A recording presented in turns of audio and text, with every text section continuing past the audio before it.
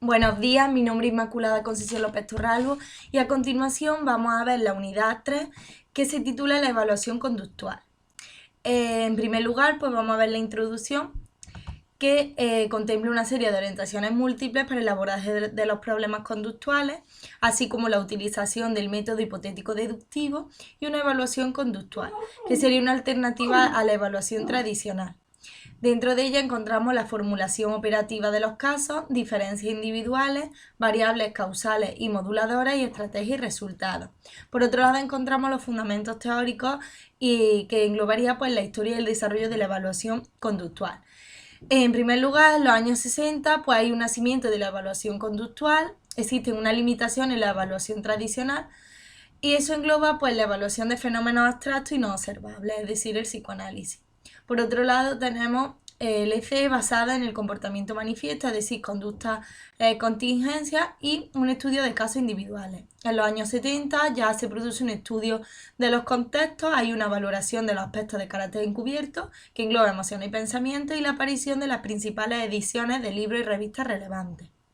En los 80, sin embargo, ya hay un incremento de estudios y publicaciones, como es Luna de Miel de Nelson. También se produce una consolidación de los nuevos contextos de intervención y la aplicación del ámbito de aplicación. En los años 90, pues ya hay una incorporación de enfoques contextuales y la influencia de otras disciplinas, cambio y evolución. En cuanto a la definición de la evaluación conductual, puede decir que es la utilización de numerosos métodos y fuentes de evaluación que se basa en una fundamentación empírica, que la evaluación de conductas específicas, observables y actuales, que existe una gran importancia de las variables causales del contexto natural y que hay pues tres elementos de interés, que es la medida de cambio, la identificación y medida de las relaciones funcionales y la medida de estos dos aspectos en individuos y en grupos concretos. Dentro de la estrategia de evaluación conductual encontramos la revista conductuales, cuyo objetivo puede identificar la conducta problema y plantear unos objetivos ya más precisos, identificar los parámetros de la conducta problema, la frecuencia, intensidad y duración de la conducta, identificar los antecedentes y las consecuencias, identificar los recursos y fortalezas del niño y del adolescente, así como establecer pues, la medida de las conductas relevantes y una evaluación de los entornos que se basaría en la generalización. En cuanto a la observación conductual, nos podemos plantear qué observar. Pues el continuo comportamiento, es decir, registrar de forma descriptiva la mayor parte de eventos que ocurren en un contexto natural en amplias unidades de tiempo. En cuanto a los atributos, pues inferimos características que están siendo expresadas por la conducta que se manifiesta. Dentro de estas conductas pues encontramos el análisis de la conducta manifiesta en términos simples o agrupada en categorías. En cuanto a las interacciones, pues una relación entre dos eventos, entre dos o más personas o entre una persona y uno o varios ambientes. Luego productos de conducta, que sería pues el resultado de un conjunto de actividades internas o externas. Y unidades de medida, que sería cuantificar las conductas observadas. En cuanto a las técnicas de registro, pues encontramos los registros narrativos, descripciones sobre lo observado, una escala de apreciación que la cuantifica y protocolos de observación de conducta, donde podemos encontrar pues, los registros de conducta, las matrices de interacción y los mapas de conducta. En lugar de la observación, pues en situaciones naturales se realiza en un ambiente ordinario en el que se desenvuelve el sujeto sin que se llegue a producir ningún tipo de mediación del evaluador en provocar actividades de objeto de estudio. Por otro lado tenemos las situaciones artificiales, estas pues se harán cuando no sea posible realizar esa observación en situaciones naturales. Podemos replicar artificialmente tales ámbitos y observar las actividades de sujetos entre ellos, es decir, test situacionales, role-playing, realidad virtual. En cuanto a la evaluación cognitiva conductual, pues es importante en los últimos 25 años, la área de evaluación más importante será las distorsiones cognitivas, las respuestas emocionales y estilos atribucionales. En cuanto al procedimiento más utilizado, serán los autorregistros, el inventario cognitivo. En cuanto a la evaluación psicofisiológica, tiene gran importancia los componentes fisiológicos para entender la conducta, así como el proceso reciente y poco generalizado, y se emplea en los siguientes ámbitos: la evaluación e intervención de los trastornos psicofisiológicos, la evaluación e intervención de patologías con síntomas somáticos asociados y identificación de sujetos vulnerables a determinados trastornos. Por otro lado, la aplicabilidad diferencial de los métodos de evaluación conductual. La aplicabilidad y utilidad de los métodos pues estará influenciada por una serie de aspectos, entre los que destacamos el desarrollo intelectual, la afectación cognitiva, la reactividad del método, la cooperación del entorno, el coste de los métodos y restricción y contingencia del evaluador. Esto sería en cuanto a la unidad 3. Ahora vamos a pasar a la unidad 4, que se basa más ya en el análisis funcional de la conducta en el ámbito escolar. Pues bien, aquí vamos a encontrar una definición en primer lugar, que es que el análisis funcional pues, es un modelo de formulación de casos clínicos. Tiene su aplicación del término funcional en dos formas. La primera, pues según el propósito del comportamiento sobre el entorno, y por otro lado, según la realidad de contingencia entre dos variables. Por otro lado, tenemos el análisis individualizado de conductas específicas buscando determinar ya unas variables controlables que pueden influir.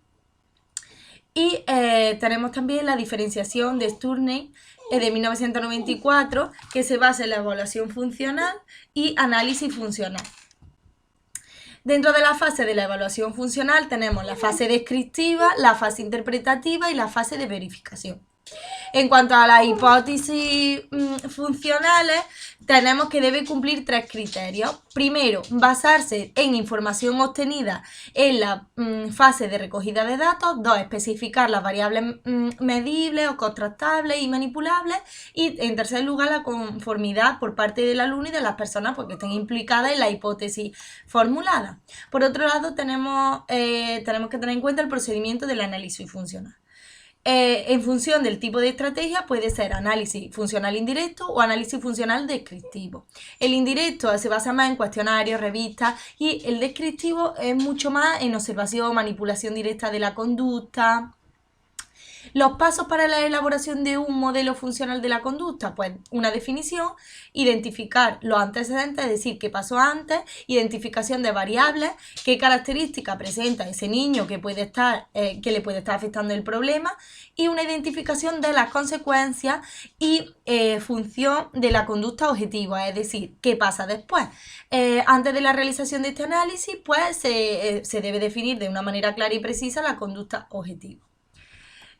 Por otro lado, tenemos las estrategias para detectar relaciones causales.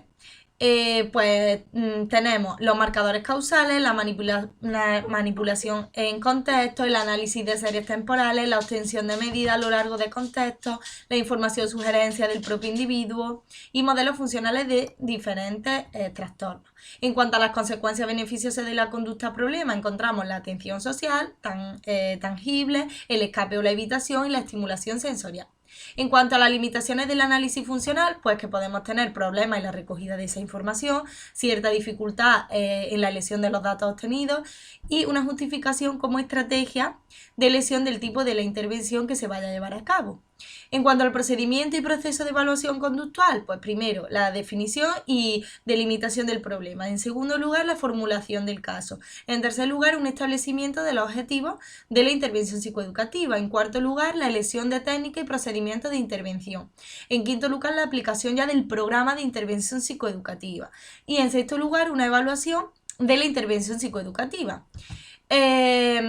Como he dicho, en el primer paso de la definición y delimitación del problema, pues se formula en términos precisos los problemas y se establecen cuál es el objetivo de la intervención. Las metas, pues recoger los datos y establecer una relación adecuada. En la formulación del caso ya se produce una contextualización del problema y se formula una hipótesis susceptible de contrastación empírica. En tercer lugar, el establecimiento de los objetivos. Pues los objetivos se orientarán a la selección de las estrategias que vayamos a emplear o las metas a conseguir. La elección de técnicas y procedimientos de intervención, pues se seleccionan las técnicas que mejor puedan ayudar al alumnado para así conseguir los objetivos que se han fijado. En cuanto a la aplicación del programa, pues se aplica la estrategia, se produce una evaluación de los avances de nuestra intervención. La intervención se finalizará cuando se hayan logrado dichos objetivos finales y se mantiene las ganancias terapéuticas obtenidas. En sexto lugar, como hablé anteriormente, era la evaluación de la intervención psicoeducativa y existen pues distintos momentos. En un primer momento pues se da a lo largo de la intervención psicoeducativa, que sería la intervención, que es un proceso pues continuo durante la intervención con el fin de comprobar si se van cumpliendo las submetas programadas. Por otro lado, en el momento final del programa de intervención, que sería la post-intervención, que permite pues ya constatar un poco los objetivos establecidos, si se han logrado o no. Y durante el seguimiento pues ya se produce una comprobación si la mejoría conseguida pues se ha generalizado a situaciones cotidianas del sujeto o si por el contrario se mantiene. Pues bien, hasta aquí llegaría la unidad 4 y me gustaría dar gracias por su atención.